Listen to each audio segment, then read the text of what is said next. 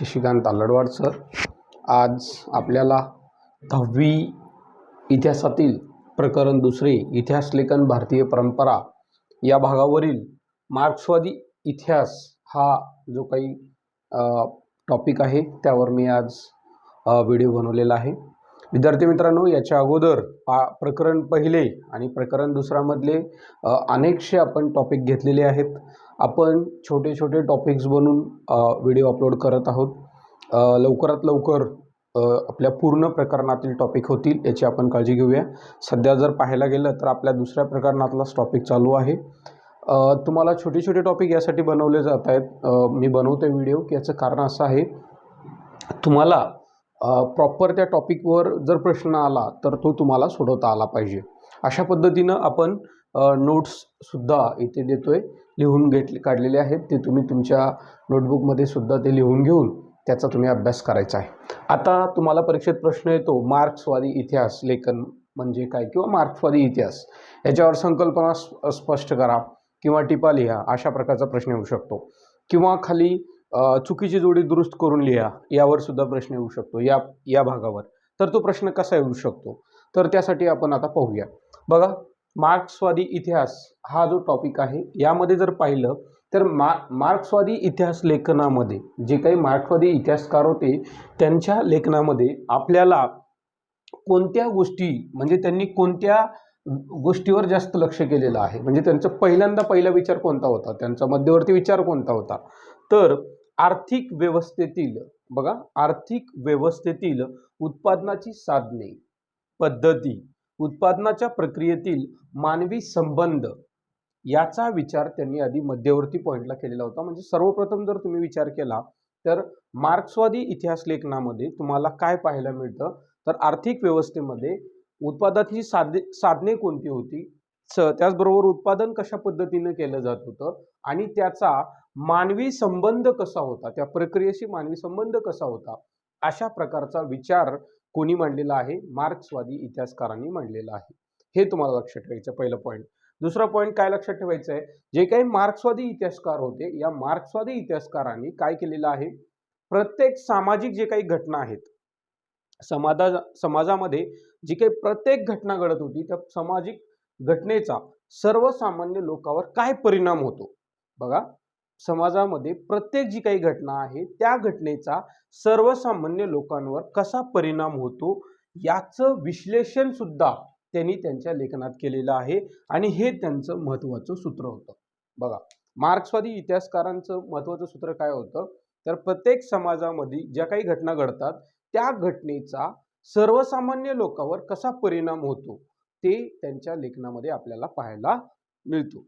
बरोबर आहे. त्याच्या पुढे बघा, जाती व्यवस्थेमध्ये जसं काही बदल होत गेलेला आहे, बघा, जाती व्यवस्थेत जो काही बदल होत गेलेला आहे त्याचा अभ्यास सुद्धा मार्क्सवादी इतिहासकारांनी केलेला आहे आणि त्यांच्या लेखनात ते आपल्याला पाहायला मिळेल. त्याचबरोबर जाती व्यवस्थेचं झाल्याच्या नंतर पुढचं जर आपण पाहिलं तर मार्क्सवादी इतिहास जे काही आहे, मार्क्सवादी इतिहास लेखन जे काही त्याचा जो प्रभाव आपल्या भारतीय इतिहासकारावर पडला. मग भारतीय इतिहासकारामध्ये प्रामुख्याने जर आपण नावं घ्यायचं म्हटलं तर कोण भारतीय इतिहासकार होते की ज्यांच्यावर मार्क्सवादी इतिहास लेखनाचा प्रभाव पडला होता, तर त्यामध्ये प्रभावीमध्ये दामोदर धर्मानंद कोसंबी आहे, त्याचबरोबर कॉम्रेड श्रीपाद अमृत डांगे आहेत, त्याचबरोबर रामशरण शर्मा आहेत, त्याचबरोबर कॉम्रेड शरद पाटील आहेत.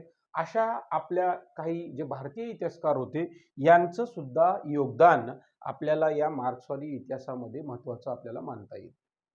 त्याचबरोबर आता जर आपण पाहिलं तर श्रीपाद अमृत डांगे हे जे काही आहेत, श्रीपाद अमृत डांगे हे भारतीय कम्युनिस्ट पक्षाच्या संस्थापक सदस्यापैकी एक आहेत. संस्थापक सदस्यापैकी म्हणजे कळतंय, हा, तर संस्थापक सदस्यापैकी एक आहेत. कोण? श्रीपाद अमृत डांगे. आणि श्रीपाद अमृत डांगे यांचं एक पुस्तक आहे. कोणतं पुस्तक आहे? प्रिमिटिव्ह कम्युनिझम टू स्लेव्हरी हे यांचं पुस्तक आहे. आणि या पुस्तकामध्ये त्यांनी मार्क्सवादी इतिहास जशा पद्धतीने लिहिलं जात होतं तशा पद्धतीनं त्या पुस्तकामध्ये तुम्हाला पाहता येईल. म्हणजे एक मार्क्सवादी इतिहास लेखनाचं उदाहरण जर आपल्याला पाहायचं असेल तर ते आपल्याला या पुस्तकातून पाहता येईल की कशा पद्धतीनं आपल्या भारतीय इतिहासकारांवर सुद्धा मार्क्सवादी इतिहास लेखनाचा प्रभाव पडलेला आहे. तर हे तुमचे जे पॉईंट्स आहेत यावरून तुम्ही मार्क्सवादी इतिहास लेखनावर जर प्रश्न आला तर तुम्ही सोडवू शकता. पहिला हा तुमचा पॉईंट असेल, हा लक्षात ठेवायचा आहे की मार्क्सवादी इतिहास लेखनामध्ये आर्थिक व्यवस्थेतील उत्पादनाची साधने, पद्धती, उत्पादनाच्या प्रक्रियेतील मानवी संबंध याचा विचार मध्यवर्ती होता. दुसरा तुमचा महत्त्वाचा पॉईंट असेल, प्रत्येक सामाजिक घटनेचा सर्वसामान्य लोकांवर कसा परिणाम होतो याचं विश्लेषण कशामध्ये केलेलं आहे, तर मार्क्सवादी इतिहासकारांनी त्यांच्या लेखनात केलेलं आहे आणि हे त्यांचं महत्त्वाचं सूत्र होतं.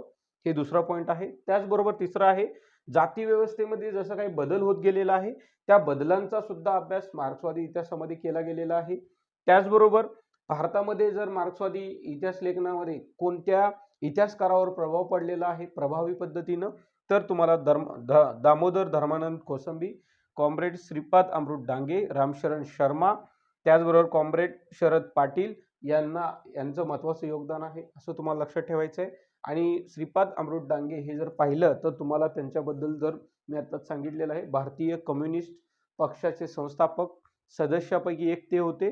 त्यांचं एक पुस्तक सुद्धा आहे, त्या पुस्तकाचं नाव आपण लिहिलेलं आहे, प्रिमिटिव्ह कम्युनिझम टू स्लेव्हरी. आणि हे जे पुस्तक आहे हे पुस्तक म्हणजे मार्क्सवादी इतिहास लेखनाचं एक उदाहरण आहे. तर अशा पद्धतीनं मार्क्सवादी इतिहास लेखन आपल्याला थोडक्यात समजून घेता आलेलं आहे. विद्यार्थी मित्रांनो, याचा व्यवस्थितरित्या तुम्ही अभ्यास करा, नक्कीच तुम्हाला याचा फायदा होईल. धन्यवाद.